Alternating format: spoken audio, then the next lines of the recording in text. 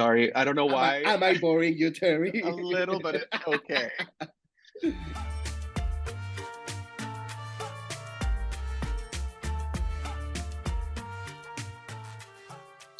Llegar a la final, no cualquiera, eh? Welcome to another Drag Race review podcast. I'm your host, Terry Blass. And I am Chucho Quintero. And this is TheJWord, your home for all things Drag Race Mexico. Chucho, how are you? I am excited. It sounds crazy because I was going to say I'm excited that it's over, but no, it's like in a good way. You know what I mean? Like, yeah. Like, yay, it's over. Yeah. It's exciting to watch the finale and, yeah. Let's do housekeeping. All right. The first thing I want to mention is that a movie just came out, and I am probably going to go see it tomorrow. The movie for Aristotle and Dante, Discover the Secrets of the Universe, is out now. It's based on a book, probably one of my favorite books. Super good, queer, Mexican-American movie. Go check it out. You were the one that you were reading that book when you came to visit, weren't you? Yeah. Not visit, but you came to work. Yeah. I think that's how and you're the first one that told me about it, really. So how cute. I think so, yeah. Oh, I'd never heard of it before that. Oh. Yeah. There's something else that I did. So there's going to be several things that I bring up that I don't understand at all. So this is going to be very much I saw this. What's going on, Chucho? Yes. So the first thing, I've been seeing photos of Cristian Chavez in pink and a pink mariachi outfit, and so I don't know what's going on with that, but it seems to be all over. So can you enlighten me? Okay. So so Cristian Chavez right now is on tour with RBD across. I think they are doing the US dates right now, and then they're coming to Mexico. I'm not sure, but so he came out in the middle of the concert to sing a solo song. It wasn't with the rest of the group, and he was wearing a mariachi outfit. Some people have said that it's a charro outfit.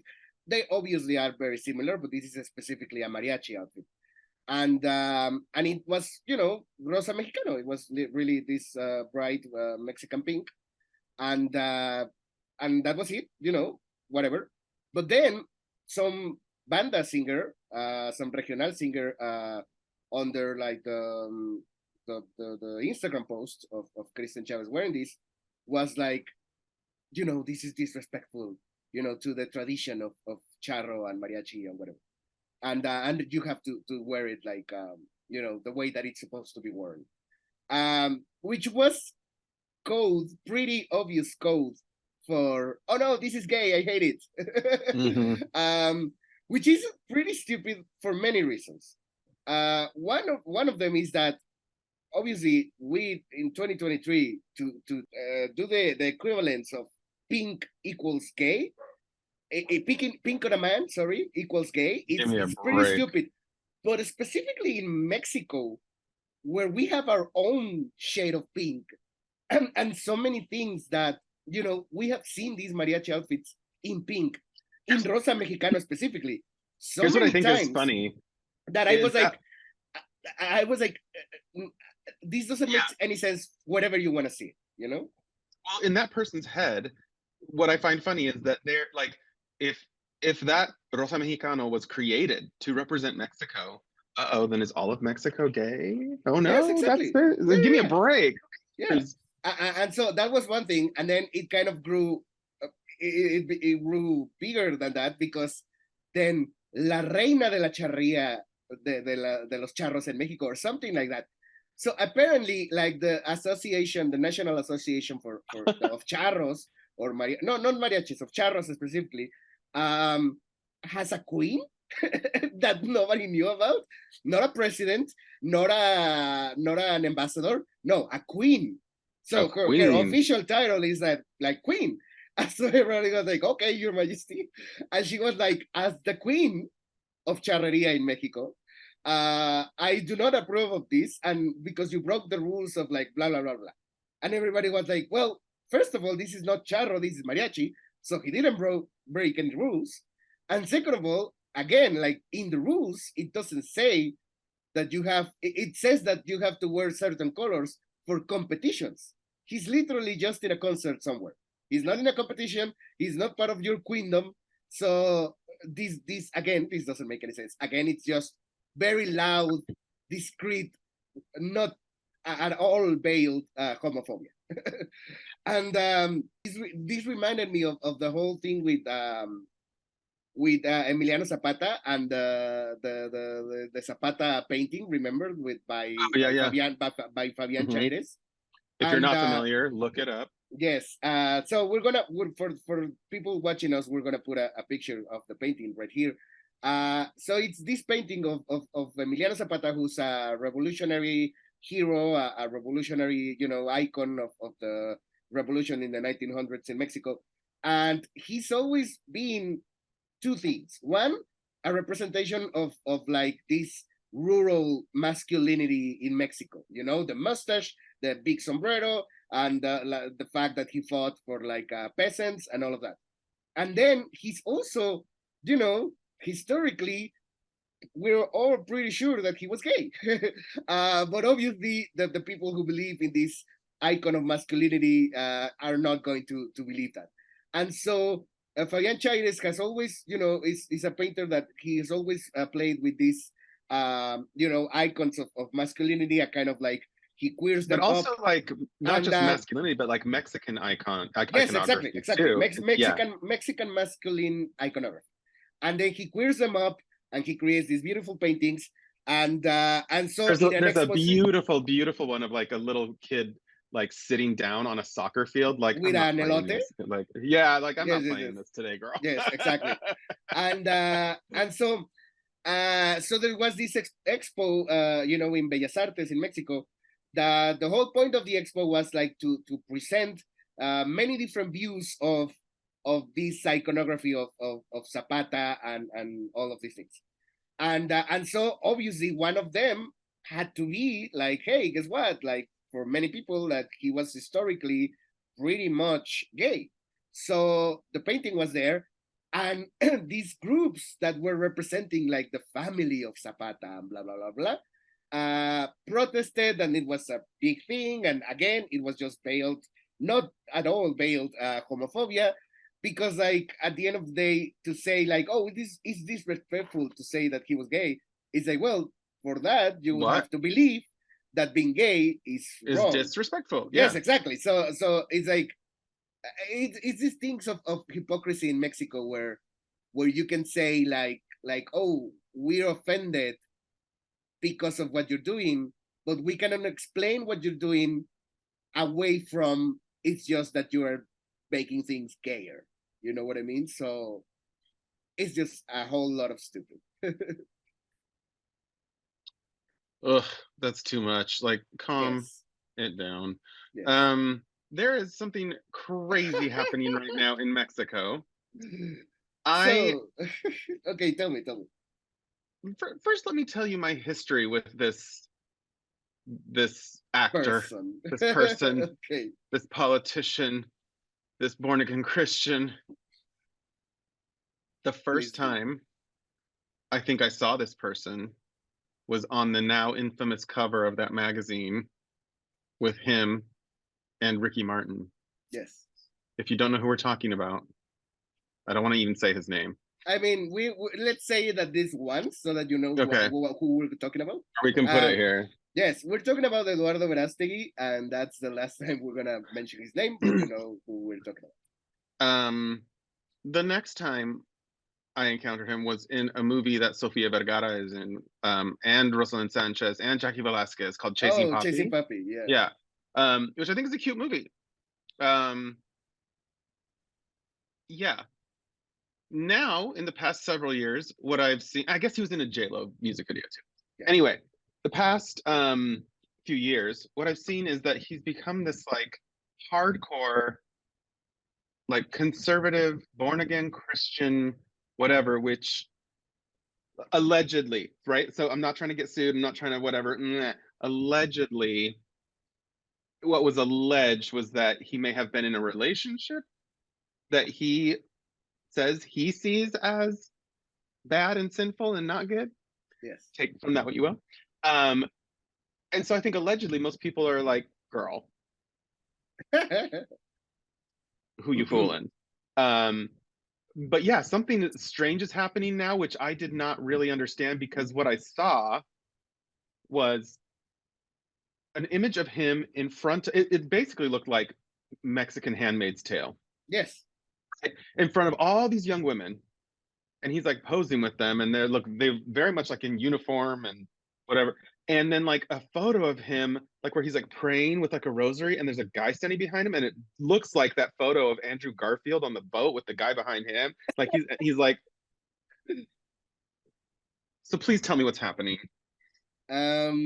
So I mean, okay. So this is connected to the fact that next year we have presidential elections here in Mexico, and 2024. And so for the first time, we have two women. Pretty much we're gonna get a female president in Mexico in 2024. Because we don't have many options, so it's not like somebody else is gonna come and take it away from them. It's between the two of them. The two of them are pretty conservative. So the Mm-hmm. problem with we have mentioned it before that our president right now is technically leftist, but he's not at all because he's super conservative. He's super religious. What does all that have to do with? Yes, because somebody tweeted that it was like, well, this is so progressive because the race is between two women and allegedly a closeted gay man. Because the person that we are talking about, the born again Christian, the pro life activist, uh, is running for president of Mexico next year as well. I guess as an independent because like no party is gonna take him.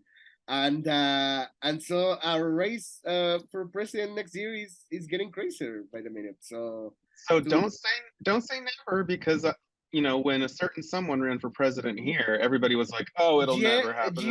yes, but at the end of the day, that certain someone ran as part of one of two parties. Major part, yeah, yeah. Yes, exactly. So I feel like the problem with him running for president of Mexico is that we don't care. He's not gonna win, but the platform that they're gonna give him for running he's gonna use it to promote the hate that His he likes to mhm. promote. So anyway, that's all we gotta say. We don't need to get into it. It's just like don't think that it's super progressive that two women are running for president because they're both super conservative and one of them is supported by TERFs, so by transphobic women. So it's a whole mess here in Mexico. Well, this is. I mean, it's interesting. Maybe something might come out about him. You never know. Which is sad. It's sad It's that sad to, it's yeah. sad that that's gonna ruin his campaign because it's like, well, it Well, shouldn't but that shouldn't be see, the terrible thing about him, you know what I right. That's mean? the thing is that like if that were to come out and he were to be like, yeah, so what? I'm gay, whatever. Then who cares? Like why is Yeah, that a bad thing? But that's not what his whole exactly, agenda is. So exactly, yes. Anyway, yeah. Anyway, um, so you speaking tweeted speaking something. of controversial gays, I would say you tweeted something controversial. Was it brave though?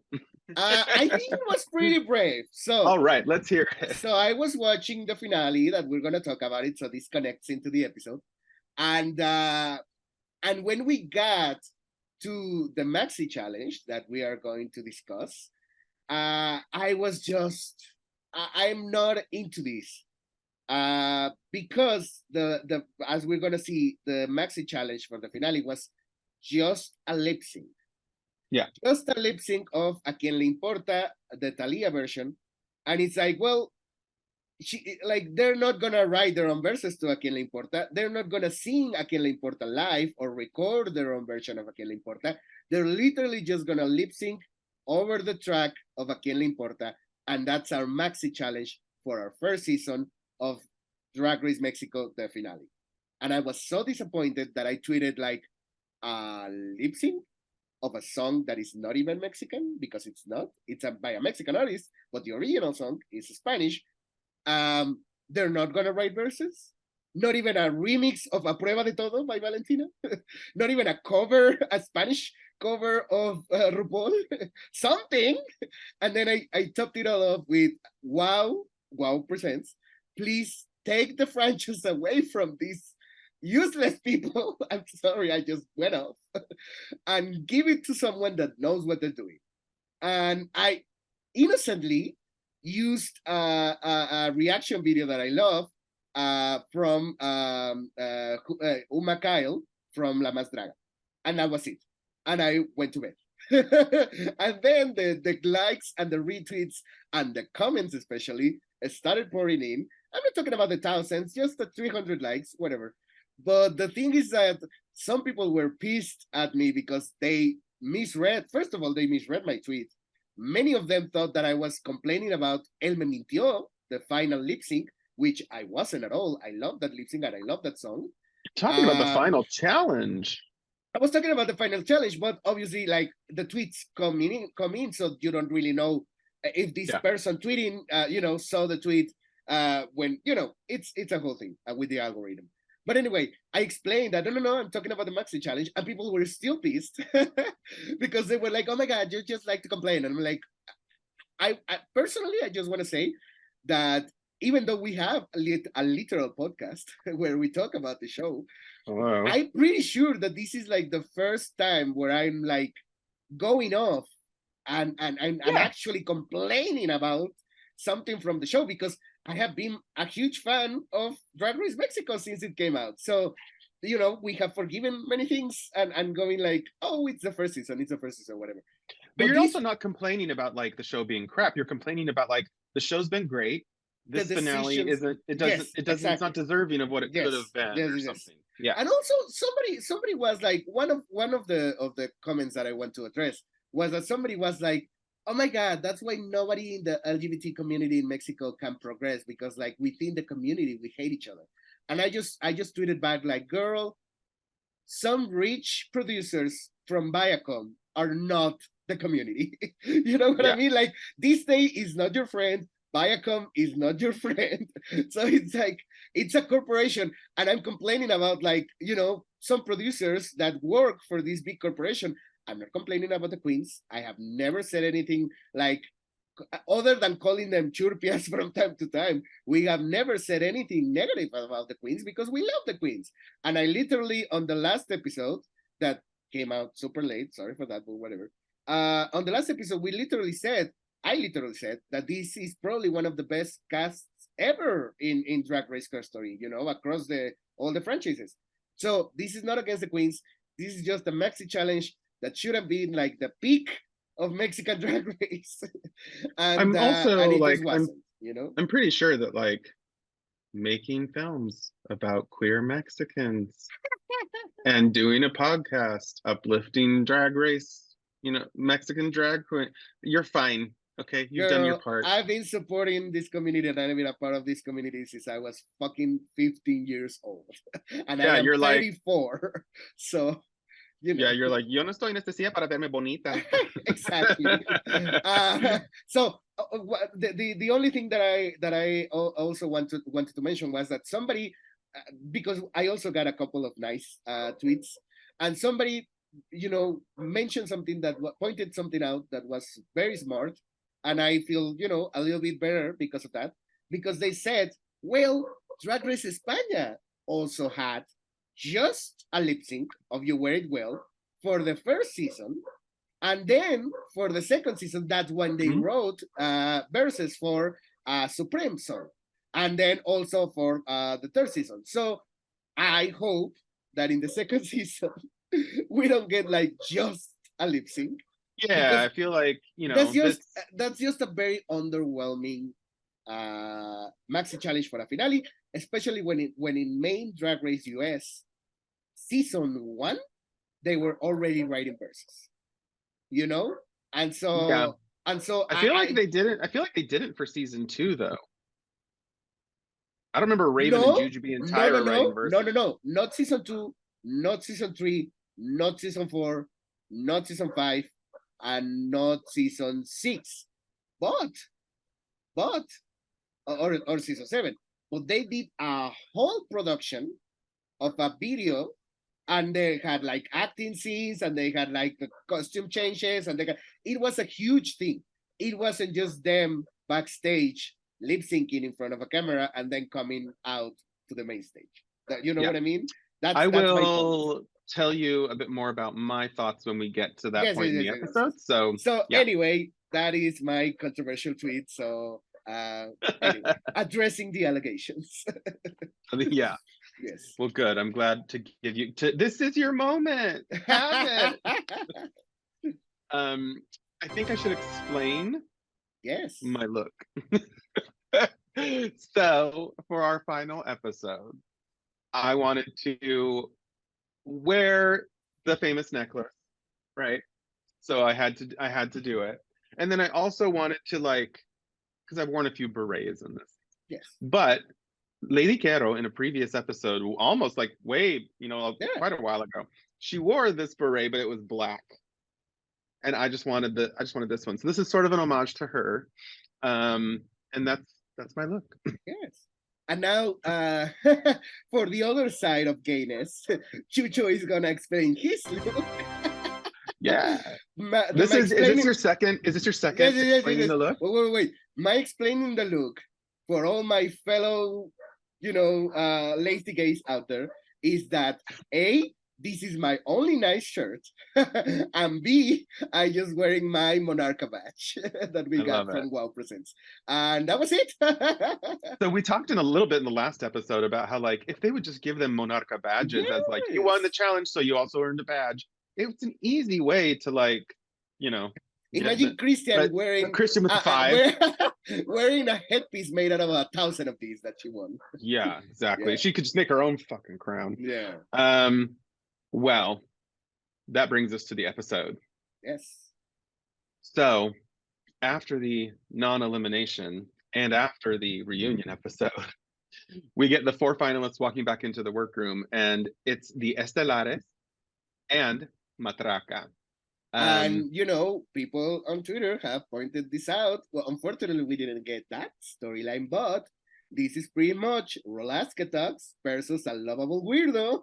Yeah, Rolaska Talks versus Jinx, and Rolaska Talks versus Katia. This was Las Estelares versus Matraca. Yep, absolutely. I was going to mention the same exact thing, that that it has that same energy, storyline, whatever you want to call it. They get really emotional. They start crying, talking about how excited they are and how glad they are that they're there. It cuts to the next day, and they talk about how, like, none of them really know what's going to happen. Yeah, right. Because, like, now, in terms of what you're going to do, because we didn't sure, but happen. I mean, if it were me, I'd be like, we might be performing a song. Like, give me a break. So, but one of them does mention, like, they worry that I better not be sewing, and I'm like, girl, imagine a finale maxi challenge, but it's like, well, you gotta sew again. I know. What is this, season 3? So we all know it's a performance in a music video, but Valentina comes up on the screen in her video message, and what's funny is that she says this message. Well, she doesn't sing it. Yeah. But she says this message, and I don't remember which one of them it is, but one of them is like, what is that? And one of the other ones is like, I think it's Gala, who's like, Las Golondrinas, girl. Like, if someone in the States has no idea. So I mean, in Matraca's defense, it has nothing to do with youth. It's just that I feel personally like most people know how Las Golondrinas sounds, but doesn't actually know the lyrics. Like, this is not like Cielito Lindo, this is not like El Rey. This is not a song that you can just sing, out of nowhere. You have to actually know the lyrics, because I feel like the lyrics are not, in this case specifically, the lyrics are not as famous as the melody. You know what I mean? As soon as the melody starts playing, at a graduation, or at a, going away party, or a funeral, or something like that, you just start crying, girl. So it's almost like you don't know the lyrics because you're busy crying. So Las Golondrinas, which is the oh God, how do you say this bird? I know it starts with an S. Swallow. Sorry, but yes, it's the swallows. So it's basically a song about like swallows migrating, I think, but it's a song about saying goodbye. It's literally a song about like it's over. You gotta go. You gotta move on with your life. And so it's a song that makes us all cry because, like I said, they usually play it at graduations. In high school, in the college, in elementary school, even. And so it's a song of like, oh my God, I'm never gonna see you again, and you just cry. So Well, Valentina comes into the workroom. So does Banana. Valentina's long braid. I think she looks stunning here. Just makeup is on point. Anyway, she introduces the maxi reto that they're going to be doing. Kind of. What she does is she allows her amiga personal to do it. yes, Chucho, can you tell us who comes up on the screen?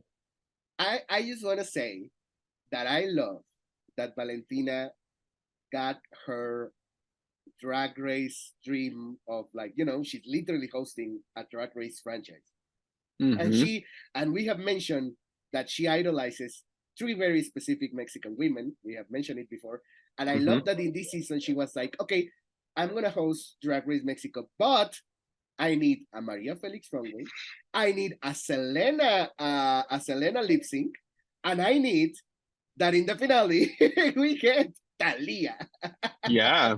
Unfortunately, Talia is only there in video message, whatever. But she's there, she's That's what I literally found. part of Drag Race history now. That's what I found interesting was I was like, well, but how would they incorporate her? Because in a finale, it's usually just, it's just Yes, yes, family. yes. So they never really have a guest judge in the finale. They never really like if she were to just come into the workroom to introduce it, that would have felt like maybe not enough. So Yeah. yeah, to have a video message, like, okay. Yes. And then to like have them have to perform And you her know what? song. I'm Like, gonna like even when you think about like the most legendary people that we have gotten on an actual Drag Race show, what do you think of? Like you think of Lady Gaga or Ariana Grande, and you still get some people who are just too legendary, and they are better on a video message, like Dolly Parton or Elton John or Cher. yeah. So I feel like getting a video message of Talia is like, well, okay, let's not get crazy. She's Talia, so that this is perfect. What I find interesting about this video message is that she doesn't seem to want to say caguen, but she will say fuck. I don't understand. I mean, because I I'm don't sure. get it. I I don't get mean, it. even though she lives in Miami and she has lived in Miami for many, many years, and she speaks fluent English and everything, I don't think fuck has the same connotation for her as a Spanish swear word. You know what I mean? Mhm. Like, I don't think that saying any English swear words is gonna be as terrible in her morals and her mind and her Well, right, and image and especially her on a image. show. Exactly. So I feel like this is just like her Anne Hathaway moment of like, Atalia is not gonna say fuck on your show, but I'm in this case, Yeah. he's not gonna say cagar on your show, but he's gonna say fuck. Well, now she is forever tied to Drag Race, and I remember, Yes. like, as I was watching this, I did have a moment where I was like, "That feels crazy." Like, now she's forever. You can say, "Oh, Talia was on Drag Race." Like, that's so nuts. Um, she tells them that they're going to lip sync to "A Quien Le Importa." Um, Gala calls it "un himno de la comunidad." What do you think of it? Do you feel that way? It is. It is. I'm gonna say this. So the history of A Quien Le Importa is that, and this is part of the reason why I tweeted what I tweeted. Is that A Quien Le Importa is a song by Alaska y Dinarama. Alaska y Dinarama is this group where the lead singer is Alaska. She's her name is like Olvido Garay, I think. Yes, it's Olvido Gara. It's such a it's a piece of art that day. That's her real name, but her stage name is Alaska, like literally decades before Alaska was even born. But so Alaska is, as somebody rudely pointed out under my tweets, Alaska is actually Mexican, and she moved to Spain when she was very young. But girl, she's 60. I'm pretty sure that more than 50 years of living in Spain makes you Spanish, and your whole career being in Spain makes you Spanish. But sure, she's Mexican Spanish. We can say that. But Great. the song "A quien le importa" is specifically, it was first and foremost an anthem of the Spanish queer community, of the Spanish LGBT community in the 80s. And it was kind of like coming out of this, revolutionary movement after after Franco, the dictator, died in the early 70s. It was this the beginning of this cultural revolution in Spain. Well, if you don't think that it's a Spanish, or if you don't think that Spain has embraced it as an anthem for them, why It's would it be? Why would literally, it be? Why would it yes, be what Supreme says at the end of every Drag Race episode is, instead of "if you can't love yourself," like the lyrics, I guess if you don't speak Spanish, are like, like, who who cares? cares, like, who I am and what I do, Yes, like, I'm not going to change. yes, So it's a yes, very much the same energy, but exactly. Spain obviously considers it Yes. their song, And we have mentioned that we didn't have like an equivalent like that for specifically for the exit line, but we have also Hmm. talked about why, our own exit line, which is just a translation with a twist, with a gender Hmm. neutral twist, is, it's great for us. So anyway, so that is the her story of Aquel Importa. Then in the early 2000s, Thalia made her own version, her own cover of Aquel Importa, and that cover became a Mexican gay anthem. Yeah. But and the song had always been a Spanish language, gay anthem. A quien le importa, even before the Talia version. And so, like I don't feel represented as a Mexican gay By that. by this song as much as I could feel represented by a bunch of other songs. You know what I mean? And specifically when they said Talia, I was like, but you could also have Seducción, or you could also have, something more obvious like Amor a la Mexicana or Piel Morena, which are about like being Mexican. But Seducción specifically, I want to mention this. I started going to the gay pride in Mexico City when I was like 15 or 16, when I was in high school. I wouldn't tell my parents, obviously, back then, but I would go with my gay high school friends to walk down Reforma Avenue with the Pride Parade, and so every single time that I've gone to Pride, which has been practically every year until like the last few years where I just stopped going because I'm old now and I don't want to walk that much anymore. I Um, hear ya. but every single time, Seducción by Thalia plays at least 3 times throughout the entire walk from the Ángel de la Independencia to Zócalo. And so for me, Seducción has always been the Thalia gay anthem because it is literally playing at every single Pride in Mexico City since I can remember, since for at least 15 years that I've been going. Yeah. So it's like there are so many different options. I just feel like a quien le importa, A, it's just the obvious easy choice, and B, it just doesn't scream Mexico and gay to me as probably other songs. But whatever. Yeah. Well, that's what we got. So But whatever. that's what we're talking about. Well, they say that the category for this final pasarela is Mi Mejor Drag. So or obviously, as the queens know it as the one thing that I got left.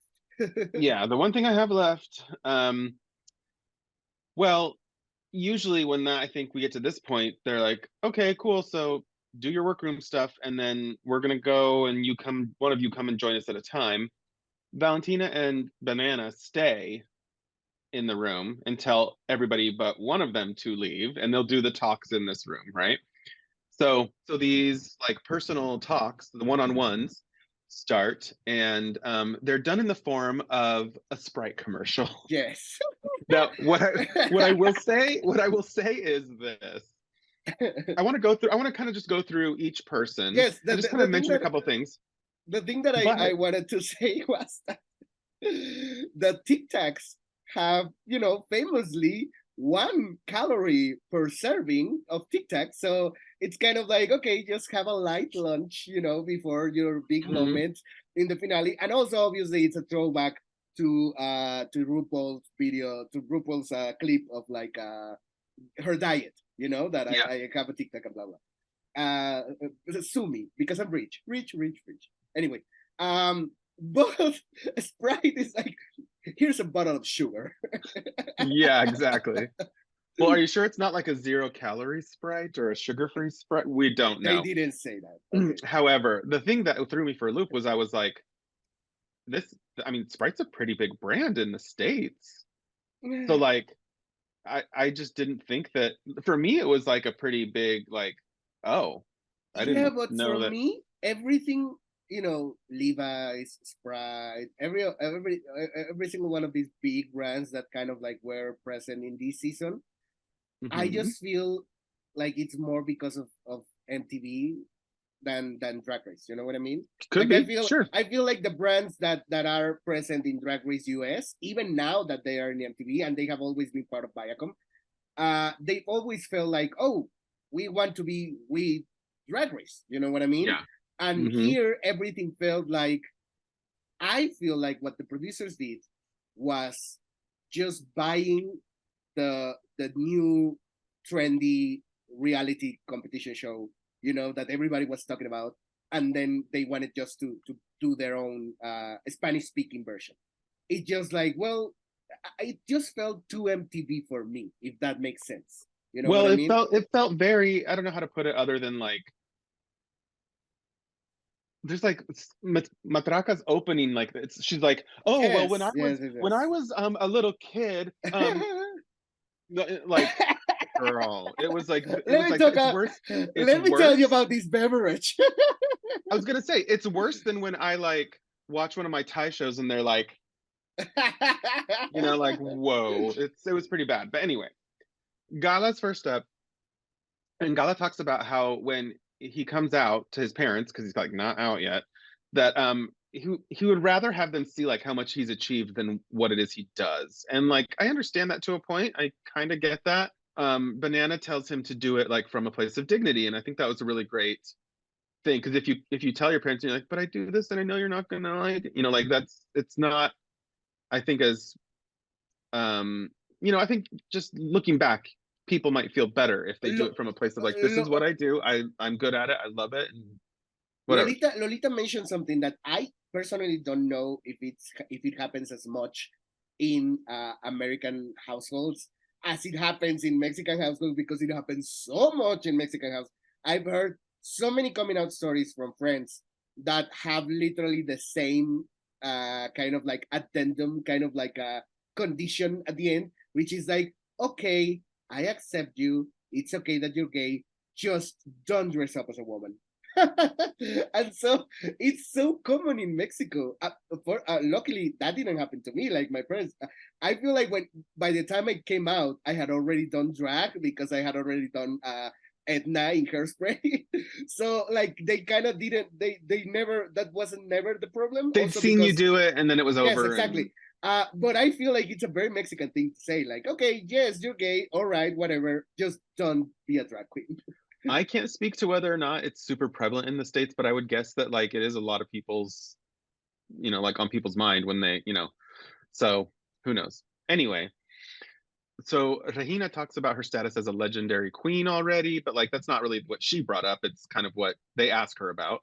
Um, and she says something that I love, and you're gonna be like, Terry, but she says one of the most beautiful things someone can do for somebody else is to believe in them.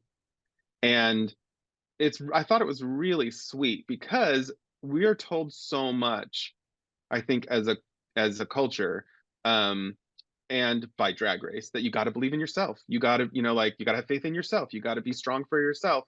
And one of my favorite shows of all time, Avatar: Last Airbender, there's a great scene where like in an episode where the character Uncle Iroh, who you will know eventually, um, someone's trying to like mug him, but he befriends this person. And then it cuts to them sitting in this alley, and the person's like, "You really think I could be like a good massage therapist?" And he's like, "Yeah." He's like, "Why not?" He's like, "You seem to know what you know." And then the guy's like, "This is crazy. I don't think anyone's ever talked to me like this before." And Uncle Iroh tells this person the same thing. He's like, "Believing in yourself is great, but sometimes someone else believing in you can be like the first step to help you get to that place." And I thought it was really sweet. I don't know, I keep saying sweet, but I just loved it. And I think that it's interesting because hearing that, and then um Janet Varney, who does the voice of Cora, is a friend of mine. She did that for me. She was like my Uncle Iroh, right? Mhm. And so it's just like kind of a moment when you're watching TV and you're like, oh, I know what they're talking about, and it's true, and it comes full circle. It was really nice. um the next person up is Matraca, and they talk about growing up Catholic in Guanajuato, um and how much that she learned by leaving the bubble she grew up in. And that, I think, was a great kind of topic to bring up. Because I don't think she necessarily, like, I mean, yeah, she was like, it's very Catholic where I grew up, but she wasn't, I think, talking super negatively about it either. She was just like, that's just my circumstance. And then leaving, she's like, I didn't know what the difference between trans was, drag was. And by going out into the world, um, she was able to sort of learn those things. She's really throwing that Sprite bottle around in this section, but she says that she went to a bar and she saw a perform like an Amanda Miguel like lip sync performance, which we'll come back here in a little bit, and that really inspired her. Before we So come back to that, let's just remind everybody that literally on the first episode, the Meet the Queens episode that we did, and we talked about what kind of lip syncs we would like to see. I mentioned 1,000 times, I mentioned Amanda Miguel, and it didn't happen throughout the season. And I was like, well, maybe next season. And then, spoiler alert, it happened. surprise, surprise, Yes, plot twist. yes. So Dolores here keeps saying arte plástico, which I don't think translates well in my head. I don't know why she's calling what Matraca does plastic art. So So do you want to explain this for me? it's something, as a translator, it's something that I've always kind of like struggled with, because in English I don't think that plastics has the same connotation for art as it has in Spanish, because plástico and la plástica, las plásticas, and to be un artista plástico, it just means that you're an artist. It just means that you're a graphic artist, that you work with visuals. It's more similar. Plastic in this context, in this connotation, is more similar to visuals. You know what I mean? And so Hmm. it's just, yes. The main definition of plastic is still of plastico is still plastic. Like Yeah, something but that is one word can made out have of plastic. multiple Yes, yes, meanings. yes, Like, yes. yeah, yeah. But in the context of art, it's pretty much like visual. So when you That's so are an interesting. artista plástico, it's just you are an artist that works with visuals. That's cool. I like that. It just, yeah, it's one of those moments where I was like, oh, I don't remember how this was subtitled, but if it is subtitled as plastic art, That then Americans makes and no English speakers sense. won't get Yeah, it. yeah, yeah, So yeah, I wanted to talk about that real quick. yeah. Um, but I think that's great. I love that. So there should be a queen called like Plastica, right? And then you would just know that it means artist. Um, Last up, we have Christian Peralta, transformista, padre de familia, all, I'm not going to say the whole thing. And Christian talks about family support, helping him be strong for any kind of like attack that might come his way. Um, and also mentions wanting to be really, really great at what he does so that his daughter can be ready for those Yes. kinds of attacks, which I thought was kind of a nice thing to consider. Is like, if I can be great and my daughter can see that this good life is a direct result of what I did with then that could give her the confidence to be like, and what? Yes, it's literally like the moment somebody at school goes like, like, oh my god, like your father is a drag queen or is an F word or whatever. It's like, that's what's literally paying for the school. So like, F you know. So I just watched. Well, this should have been on our housekeeping. It's not new by any means, but I just watched last night with Scott the a comedy special, stand-up special from Angela Johnson, Mhm. and it's on YouTube, and it's called "Say I Won't" is the title, and she talks about her best friend moving in with her when COVID hit, and how her best friend has a kid, a little kid, and how her and the little kid now are like mean brother and sister to each other, and how she heard him talking outside because she has security cameras that also record audio, and so she heard the kid saying like, because Angela is Nina to this kid because she's his godmother. And he's like, but why does Nina have to be so sarcastic? And Angela Johnson said she got on the intercom of like the loudspeaker outside. And she goes, sarcasm paid for this house. So that you're not Security. so that you're not homeless. It's like this whole section made me a little emotional. And it was because I feel like there's a slight difference in being proud of being Mexican when you are Mexican American and being proud of being Mexican when you are Mexican. And the reason I say that is because I feel like, especially for the past several years, recently in the United States, Mexicans have not been talked about in the most positive of lights. So I think I wonder why. yeah. So I think to like be proud, openly proud of that, and to openly say I am Mexican and I am Mexican American, and to speak Spanish in front of, like, sometimes when I'm at the grocery store and if my mom calls me and I'm speaking Spanish, I'm aware that someone might come up to me and be like, well, and I am ready to be like, don't be jealous. Like, well, I'm oh sorry that you're a monolinguist. Like, Sorry I'm that you're ready for not that. bilingual. Yeah, yeah. Yeah. So yeah, I just like, it made me really, really proud to like, I feel like be witnessing this episode and to be hearing the top four talk about their lives um and yeah, like kind of what happened because of this. This reminds me of a particular response to my controversial tweet from earlier that I haven't actually responded to, but I'm gonna respond now. But the thing is that they were like, well, why does like Drag Race Mexico had to have like this like national pride, connotation, or why does it have to be so nationalistic or something like that? Like like some drag race like Spain and drag race in France and some other places. When Drag Race US and Drag Race Canada don't have that, they're just like general kinds of drag. And I was just like, okay, many things with that. First of That all, there's a lot to but yes, unpack there's a there. lot to unpack here, but let's do it very quickly. First of all, when you watch Drag Race US, it is so American. Not in a bad way. It's just like the references are from shows that we didn't get in Mexico. The references are to like so specific American things that RuPaul, loved growing up or whatever, or that are part of American culture. They do an American politics, challenge every 4 years. Like it's just so specifically American that you cannot tell me that Drag Race Mexico is more Mexican than Drag Race US is American. You know what I mean? Because I feel like they're practically the same. Canada literally did a whole like acting challenge about these like videos that played when people were kids that I was like, okay. Yes.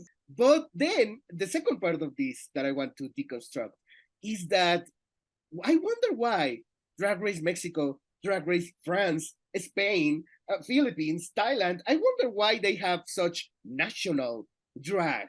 And it's like, when you're part of a franchise that is essentially American, and you get the opportunity to do your version of that franchise, you not only do all the American things that they do, like Snatch Game. We don't have Snatch Game in Mexico. We don't have the Match Game, sorry, in Mexico. You know what I mean? Yeah. But we do a Snatch Game because okay, that's the format of Drag Race. But then you also do the drag that comes specifically from your culture, and we have seen it especially with the Philippines and Thailand that have such rich drag and trans cultures that are part of the country's history. You know what I mean? That have nothing to do with our Western concept of drag queen.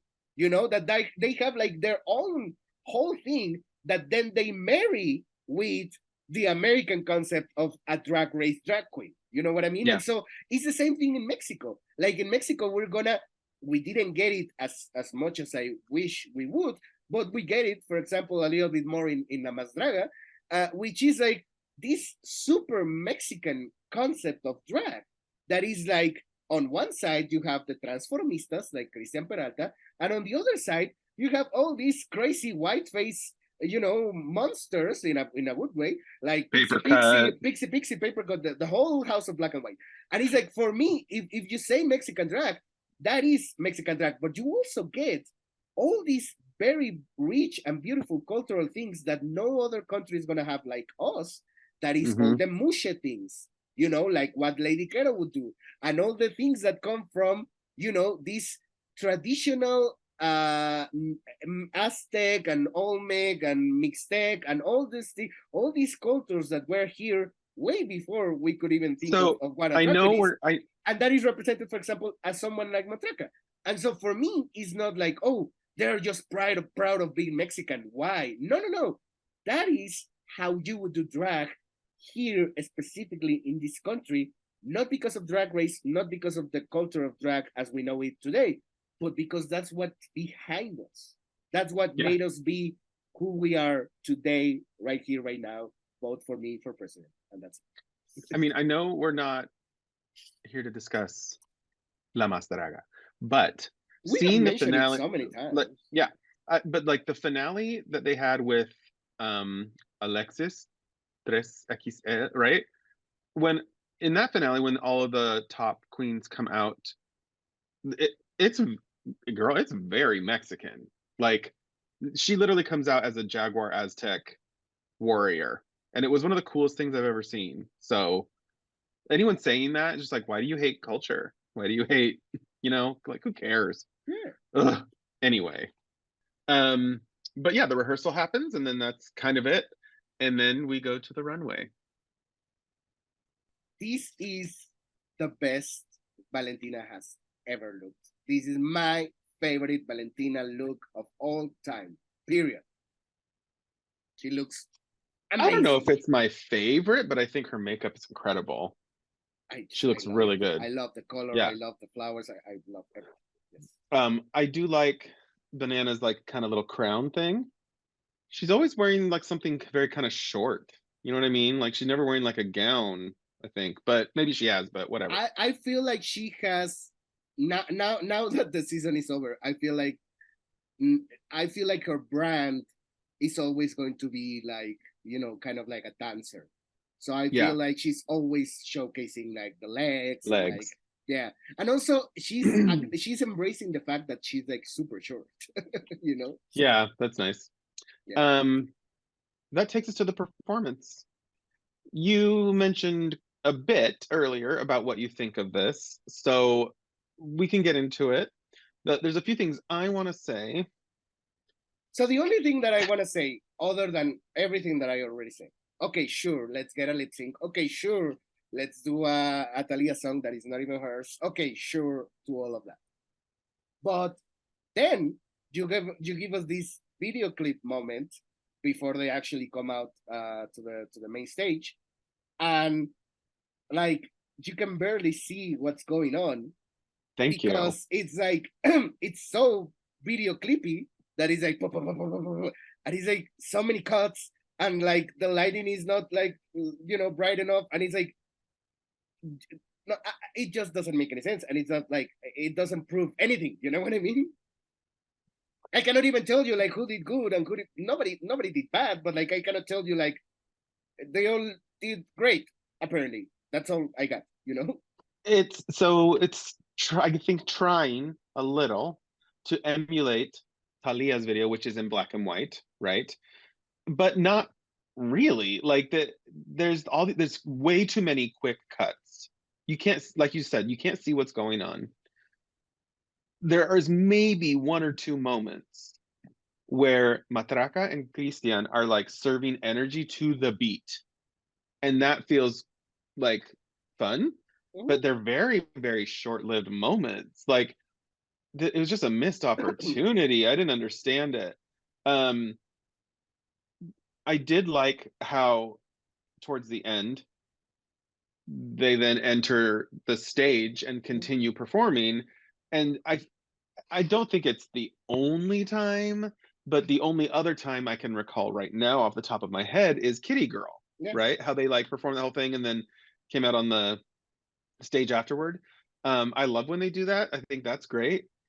After the performance, the top four come out on the runway in their mejor drag. The first up is Christian. If there's one thing about drag that I could make illegal, it would be these wigs. I can't stand them anymore. Like with the jewels and the swirls and the symmetry, and I just don't like them. Like I don't know. I'm over them. So that's one thing. I mean, bear in mind that this was made a year ago, so probably Right. They're probably it's out not. now. Yes, exactly. Well, seeing what they all kind of wore at the party, that it's none of it. There's none of that, I think. Yeah. Anyway, her makeup's incredible. I think her face looks great. She's in a wedding dress look. I I don't know why. Like that's I'm gonna say this. That's your best drag? Okay. I mean, it's what was It's left. short.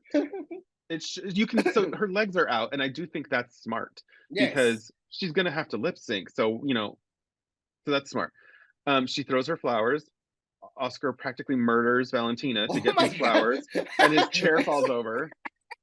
I'm pretty sure she murdered someone from the crew that was behind him.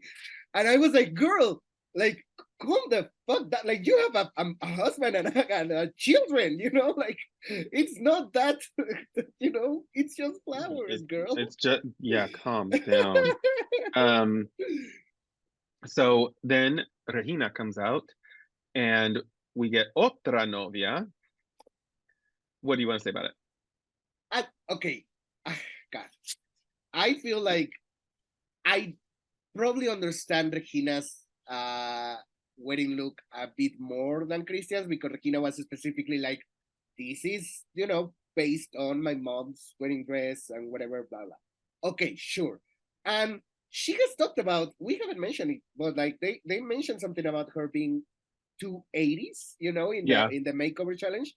And then she mentions it again. The things on the shoulders are very 80s, but she mentions it again in the Sprite talk. It's not a TikTok talk. Sprite commercial. It's not a TikTok talk. It's a Sprite talk. But in the Sprite talk, she mentions again, like, yeah, like, you're telling me that I'm 280s, but like that's my inspiration for drag, and I feel like it's super valid. And I feel like, she's in freaking Menti drags, for F's sake. Like, she's in a musical about the 80s. So that's like telling like Trixie or Dela, like, oh, the 60s, oh, you're 260s. Yes, exactly. Like that's their friggin' style. That's so I feel like here she was like, you know what? Yes, I'm 80s, and like, this is literally my drag. So Matraca comes out. Her look is really cool, but I also think it needed a little bit more. It needed like a train. It needed to listen. You think I'm being crazy, but I will tell you this. Did you see what she wrote on Twitter? Yes, and did you see what everybody responded? What? Everybody was like, no, what are you talking about? You look perfect. But she was like, yes, it wasn't enough, and blah, blah, whatever. If she thinks it's not enough, then it's valid for me to think it's not enough. But I'm sorry. Did you see what Pixie said? Because what Pixie said is what happened to me, which is like, the moment she came out, I was like, girl, Mayan goddess. Like, I feel like it was. I agree, but compare it to other seasons of Drag Race finale looks. Compare it to the finale of La Mas Draga. Okay, no, we can't, because this is not finale. This is final episode, which means that this is what they got left on their suitcases. This is not. That's not necessarily true. So many people bring a look that they know this is going to be my best drag look for the finale. I know, probably, yes, okay, but I feel like this look in an actual finale, like a year later, would have been like incredible, and mind blowing. But to me, for the circumstances, this is this is amazing. I think it's a great look. I think it needed a little tiny something more. And Sorry. but it was better than the other thing. Yes, it was my favorite of the four. But imagine it with like an awesome sash or like a train or like something, girl. Like, I agree. I agree. so that being said, so okay, so I'm gonna say something controversial yet brave. It's a Please question I say it. have for you. What is wrong with Mexican designers that they can't get it together to create a dress in time for these people? Do they not understand that it's a good commercial for your business? There's a lot of shitty people out there, and yeah, I mean, I'm not saying this is specific to Mexico. I'm sure this happens on a lot of no, the other yes, franchises. yes, but it's So it's not, literally but like like a whole thing in La Más Draga, and now it has trickled down to Drag Race Mexico. American designers whose entire business now is making stuff for queens who go on Drag Race, and they are doing just fine. So you would like to secure yourself work by having your looks on Drag Race is a amazing commercial. I'm So gonna be like, why honest. not? I'm gonna be honest. I feel like maybe in the past these designers have not taken La Más Draga seriously, and so they have been like, well, whatever. It's just like La Más Draga. Who cares? I hope that they obviously I hope that they take it as seriously as they should and as seriously as Drag Race Mexico. You know, they should at least realize that it is as a bigger platform. You know what I mean? Yeah, that's what I'm saying. But that takes us to our final person in the top four, and that is Galavaro. So I'm yeah, sorry, but for me, this is like a churpia. I don't like the way this moves. I don't like seeing, again, some drag queens show boy chest, and that's fine. I didn't like it with this look.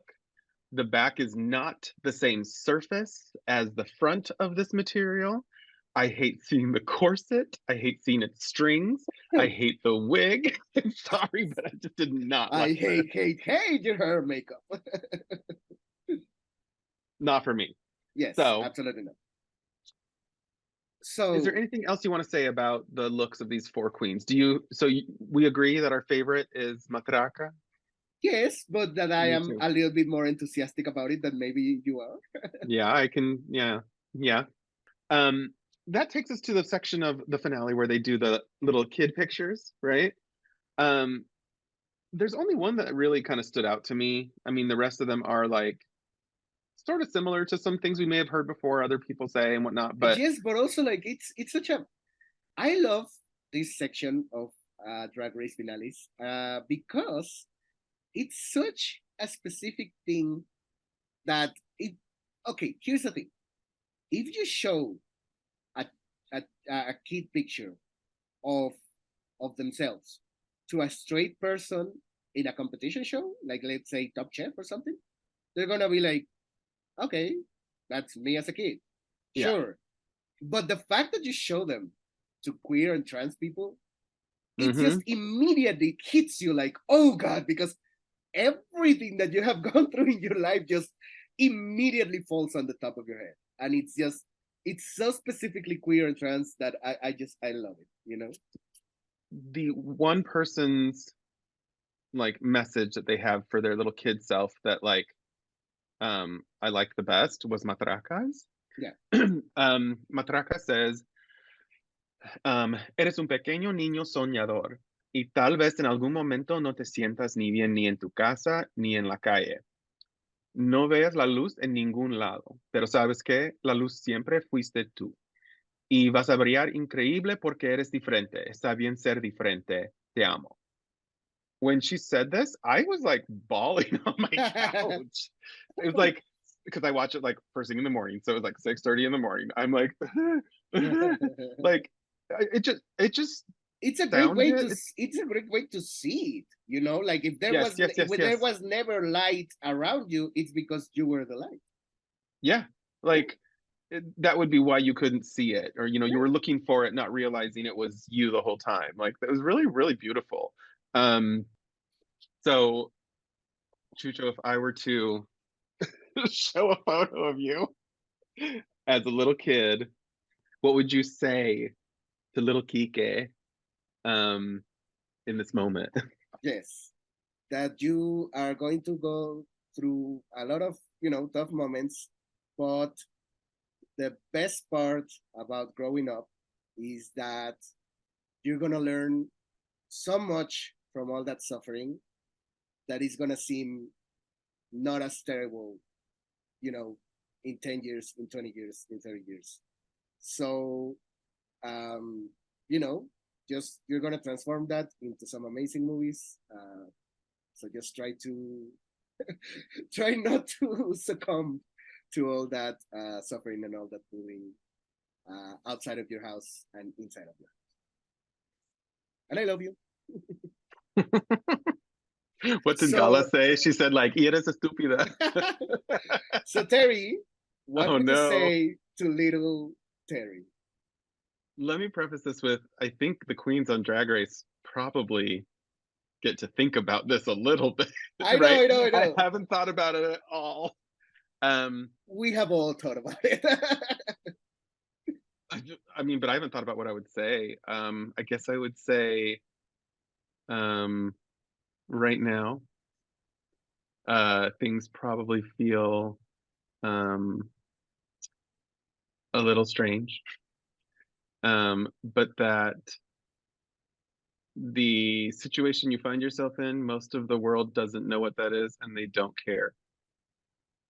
And that right now you don't see a happy queer adult life modeled for you, um, but it's something that you will find, and you'll get to do some pretty cool things that you um, may not necessarily think are entirely possible, but it's going to be great. And Well, run to me, and I'll take care of you. that was great. Can I tell him that he's gonna write a superhero for Marvel, or should be that should be a surprise? As long as you uh, tell him that it's a Mexican one. Yes. All right. Okay. um, this brings us to the lip sync performance that they make them do of El Me Mintió de Amanda Miguel. I just want. I'm sure that was in the subtitles, but I just want the our gringo audience, and I say that with love, to understand that this is an 80s power ballad by a belter pop diva from the 80s with huge hair that's called He Lied to Me. Like, just picture that in your head for a second. A belter 80s diva with huge hair screaming, He lied to me. It's just such an iconic, draggy, faggy, womany song. It's just at the moment that we knew that Drag Race Mexico was gonna happen, I was like, please, for the love of God, I need an Amanda Miguel lip sync, and I gotta say that that I wish it had been like a Juan Gabriel song, probably because it's a finale. But the moment they said El Me Mintió, I was like, yes, yes, absolutely. This is a finale. This is a finale lip sync. I mean, Absolutely, I agree, 100%. there's a reason why Regina was like, "Oh, this is for me." Immediately, she's over the top, and I love it. She's like overacting. It's great. So anyway, Gala starts undressing. Her outfit falls apart. I feel like producers went into the season thinking that it should be Christian versus Regina the entire time, Yeah. and they Or at kind of least like knowing that they were going to get far. they were taken by surprise by Matraca and kind of didn't know what to do with that storyline. You know Yeah. how to make her a rival to Christian. But Right. I feel like this lip sync song was meant for a Christian versus Regina, extravaganza. And Matraca and Gala are incredible lip syncers, probably the best of the season. I don't want to see their version of this because it is not for them, you know? It's not, the song isn't suited. Yeah. Yeah. Christian throws off the dress train part, which I said, smart, because now she can move around better. Regina is like ripping up her flowers. And then Christian has a wig reveal that at first you're like, what? Because she takes her wig off It's a Evie Oddly wig reveal. Yeah, yeah. and there's a wig cap, and you're like, oh, what? Okay. But then she takes the wig cap off, and there's another wig under that. Yes. That she then proceeds to chop. Up to that moment, I was with her. I was like, yes, this is incredible. This is the Carmen Farala moment. And then what happened, Terry? She pulls a pair of scissors out of her tits and she starts hacking away. And that's when I went, no, sure. So but then what happened, Terry? I said the same thing. I was like, okay. However, I also thought, oh, spoiler, she's gonna win. But I was gonna say that then not only she chopped it off, she smeared her makeup at the last moment. And I love, for example, when Carmen Farala did her wig reveal in Drag Race España, I was like, yes, it's amazing. And then a second later, I was like, are you gonna get crowned like that, looking like that? But she looked great, but she looked, the wet hair and whatever. But the moment Christian did that, I was like, yay, okay, sure. Are you gonna get crowned like that? And she did.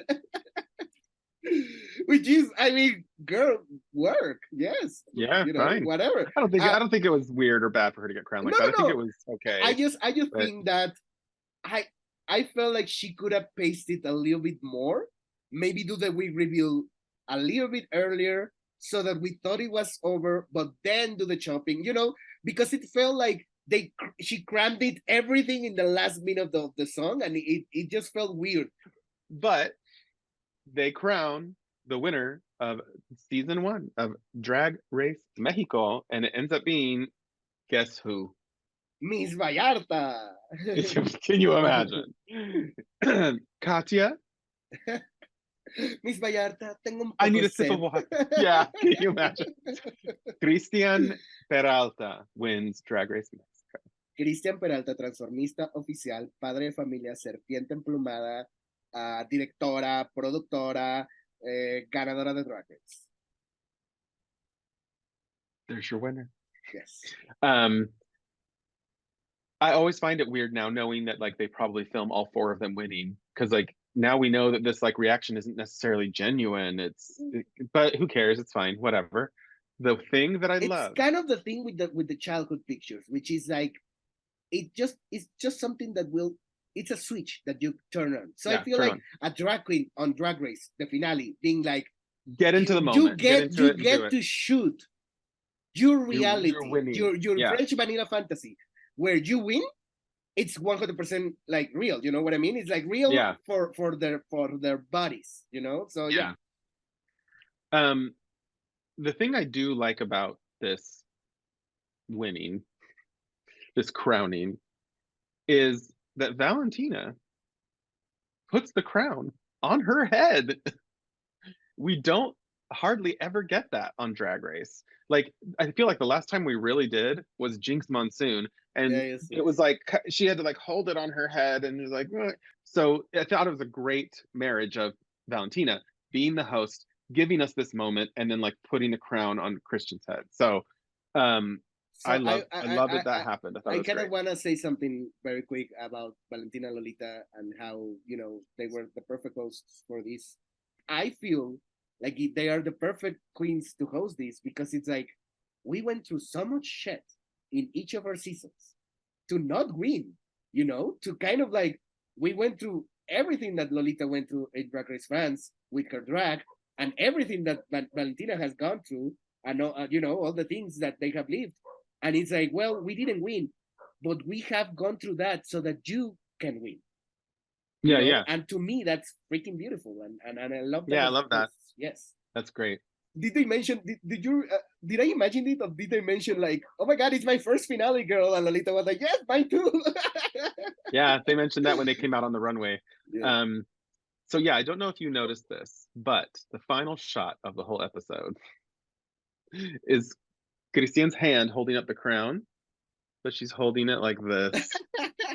All right, so Terry, dear Terry, Yes. we have said over, the last few episodes that, if Matraca doesn't win, that's great because Matraca is probably going to win España versus the world. And we actually said it in the last episode. And you said, like, well, we should do our Dreamcast for España versus the world.